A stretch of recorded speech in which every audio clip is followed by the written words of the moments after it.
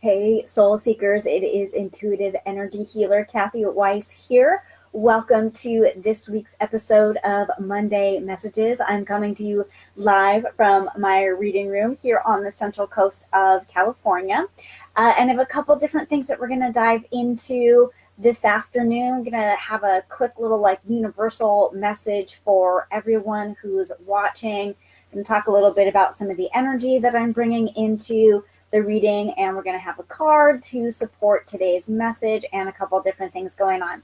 So first of all, let me see which direction I'm being guided to move. And for those of you who are new to me, I'm a highly sensitive intuitive, so I'm not a psychic. I don't predict the future. As an intuitive who's highly sensitive, I work in the present, and so I'm feeling energy and the energy from guides and things like that, and giving you the messages that I'm receiving. And so it's a little bit scattered in a couple different places. So let's start with the energy that I'm bringing into the reading today. I have this is a green jasper. I chose it because it's a very nurturing stone. And then I have aquamarine.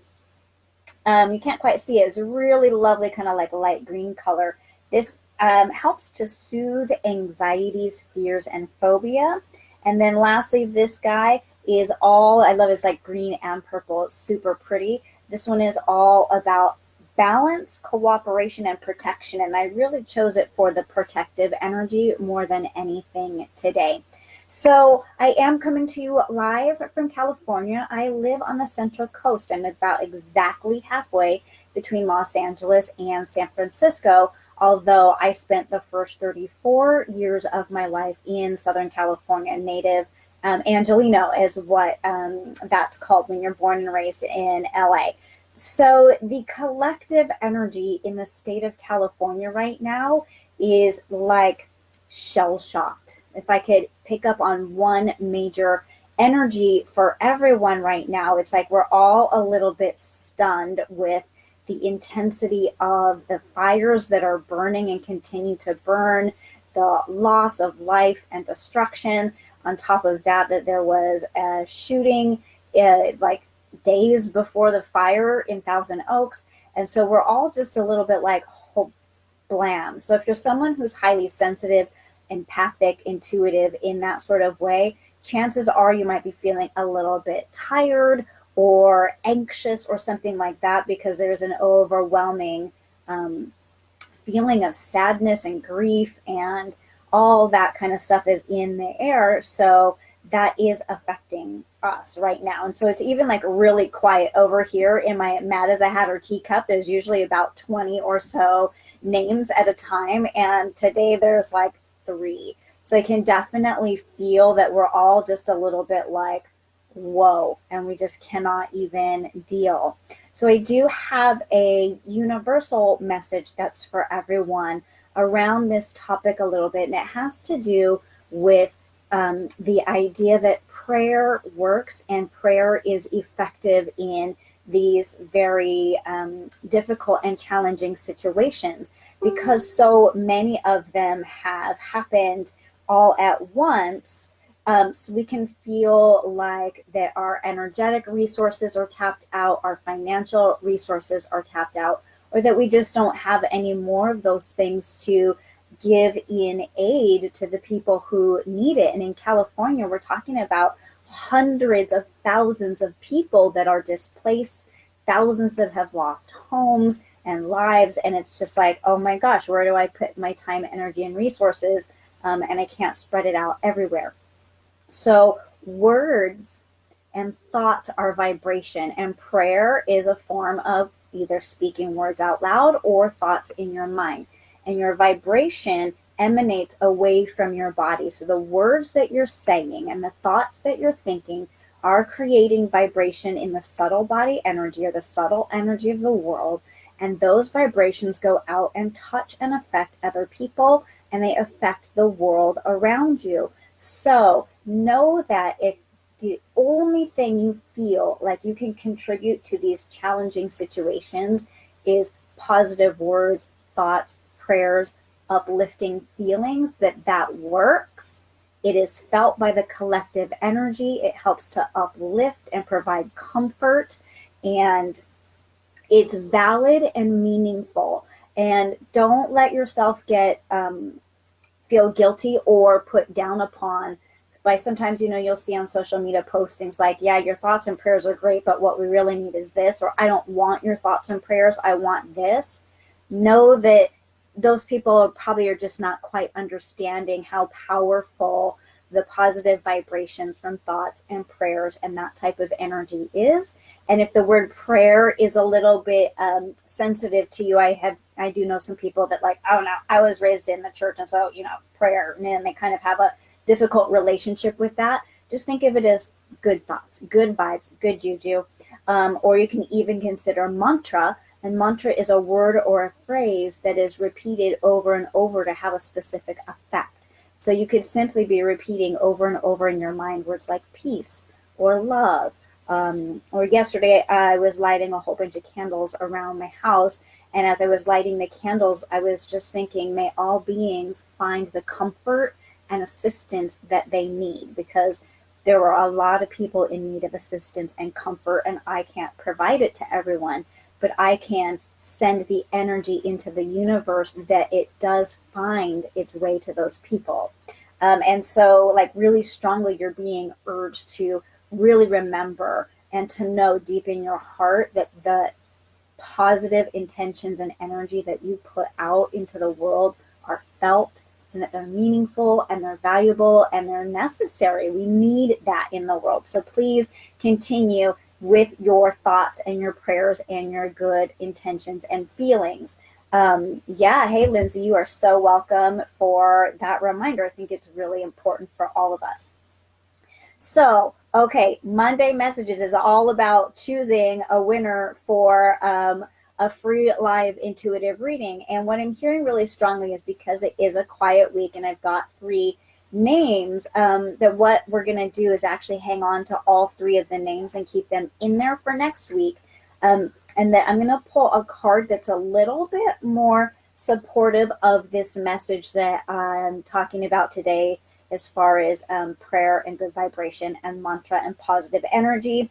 And know that if you did put your name into the teacup hat today, the card that I pulled today is going to support the message that came through for you today.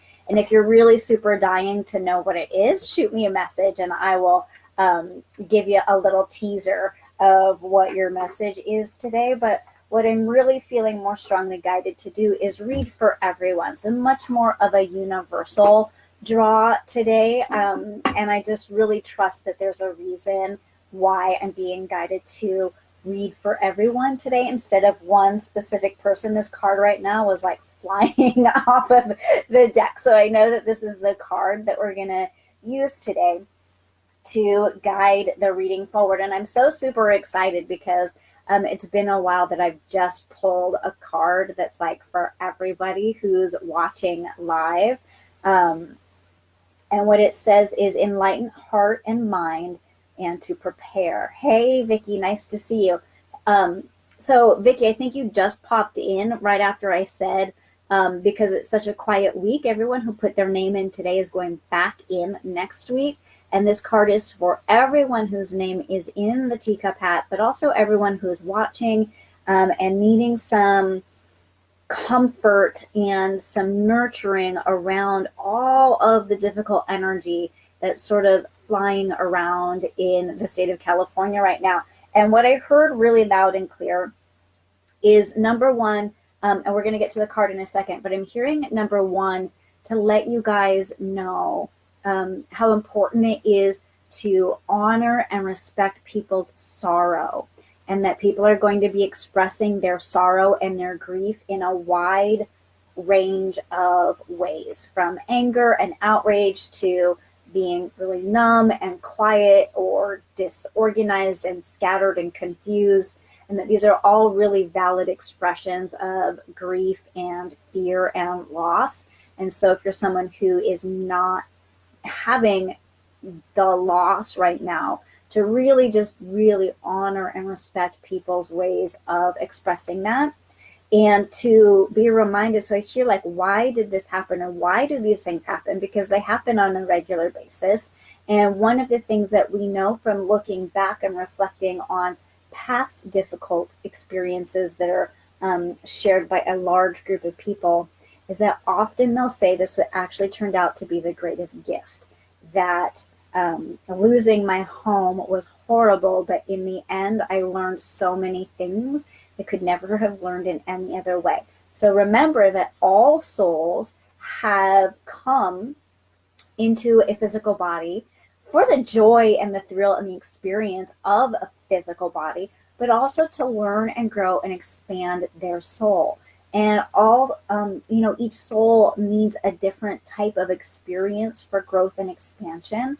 And some souls do need these types of like really devastating losses in the physical world to help them learn and grow and have a deeper understanding of the relationship between human beings and what love really is and what gratitude really is and what forgiveness really is.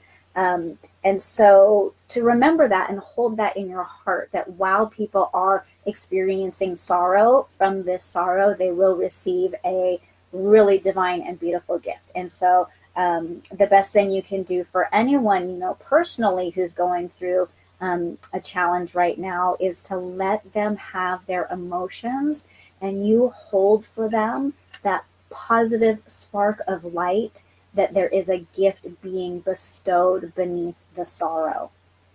Okay, so back to enlighten heart and mind and prepare. And I see her reading this book, and there's like so much wisdom in the book, right? There's like this gorgeous light shining from within. Um, and what I'm hearing is like, prepare your heart. Prepare your heart to be open and receptive and accepting of other people's sorrow is what I hear. Prepare your heart to accept other people's sorrow, because that's really challenging, right? We want to fix their sorrow. We want to take it away. We want to make it better.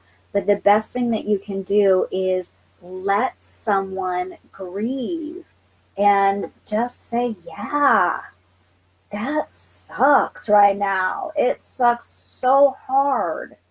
And all I can do is be here and hold a light for you as you make your way through this sorrow back to a different way of being that is more elevated and more enlightened. Like it says, more enlightened.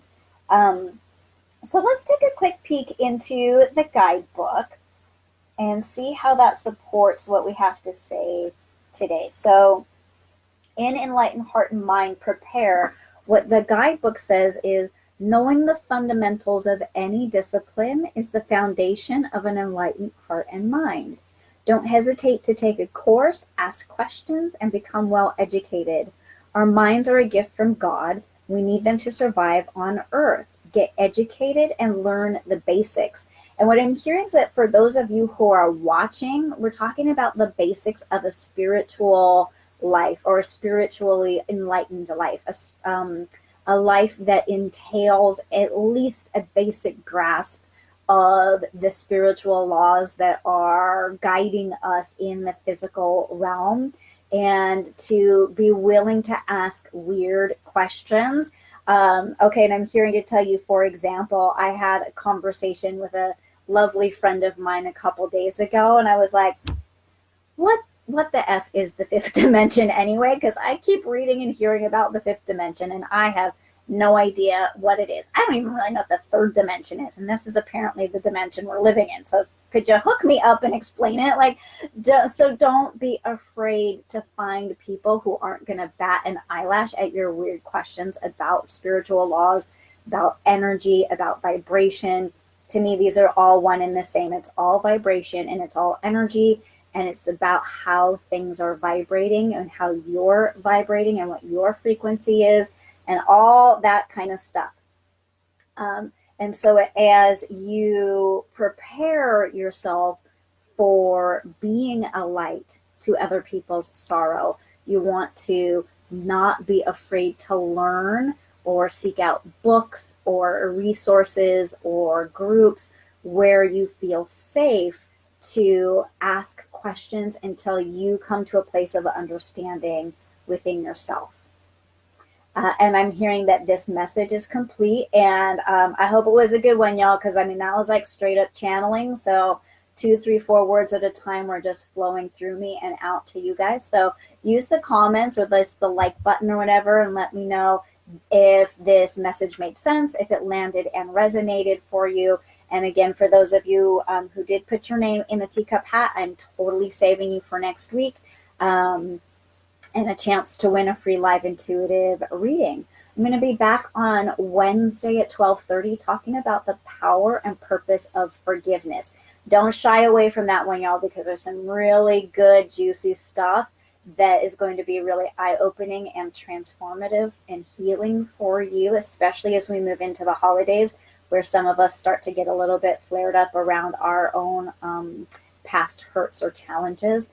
So this is like a very well-timed healing message for everyone. So love you guys so much. Thanks for tuning in. I will see you again next Monday for a free live intuitive reading. And I absolutely will pull a name next week. This is actually the first time I didn't pull a name on a Monday. So I know that you all trust that that happened for the right reasons. I trust that it happened for the right reasons. And I love you dearly for tuning in, and I will see you again very soon. Have a great rest of your day. Namaste. Okay. Bye, y'all. Love ya. I had to do it twice. Bye again. Love you, love you, love you. Bye.